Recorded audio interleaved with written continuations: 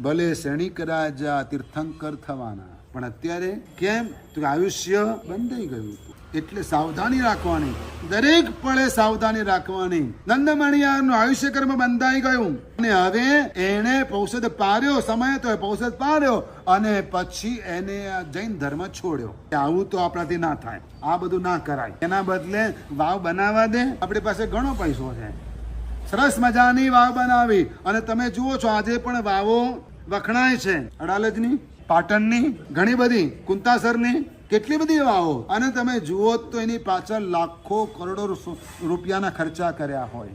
શું કર્યું હોય? રાજા મહારાજા હોય, એ બનાવવા વાળા હોય. શત્રુંજય ગિરિરાજ ઉપર કુંડ છે. શું છે?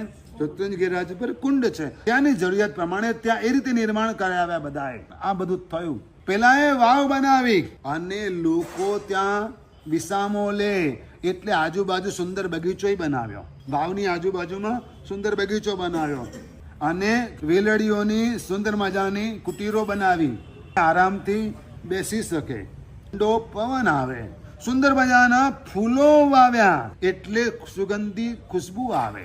હા, સુંદર ખુશ્બુ આવે અને લોકો આવતા ગયા, વાવડીનું પાણી પીતા ગયા, હા, ધરાતા ગયા, સંતોષ પામતા ગયા.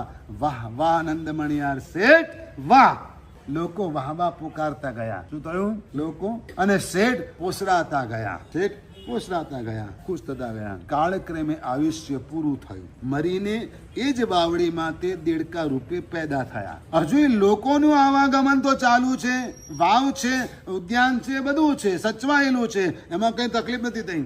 એટલે હજુ પણ લોકો આવે છે અને હજુ પણ નંદમણિયાર શેઠને યાદ કરે છે. અને નંદ સાંભળીને આ જીવડો જાગે છે. આ કોનું નામ?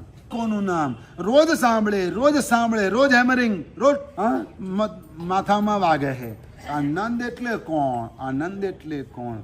ને એમ વિચાર કરતા કરતા કરતા એને જાતિસ્વરને જ્ઞાન થયું. એને જાતિસ્વરને જ્ઞાન થયું અને એને પોતાનો પૂર્વભાવ જોયો. ઓ, હું ભગવાન મહાવીરનો ભક્ત, એમના સાનિધ્યમાં એમના મુખેથી મેં વ્રતો લીધા હતા. હું ભગવાન મહાવીરનો શિષ્ય, શ્રાવક, આટલા વ્રત નિયમો લીધા હતા. મેં કેવી આરાધના કરી હતી, કેવી આરાધના હું કરતો હતો. હા, કેવી આરાધના હું કરતો હતો. મેં અઠ્ઠમ કર્યો. મને કોણે કહ્યું હતું અઠ્ઠમ કરવાનું? મને 24 અઠ્ઠમ કરવાનું કોને કહ્યું હતું? અરે મેં મારી સ્વેચ્છાએ કર્યો, પણ હું મોહમાં લપટાયો, આ શરીર પ્રત્યેના મોહમાં લપટાયો અને મેં ભગવાનનો આપેલો ધર્મ ગુમાવ્યો, છોડી દીધો અને બીજા બધા આવા વાવડી કુવા બનાવવા વાળા લોકોના સંગમાં પડ્યો અને સમ્યક્ત્વ મેં ગુમાવી દીધું. ધિક્કાર છે મને.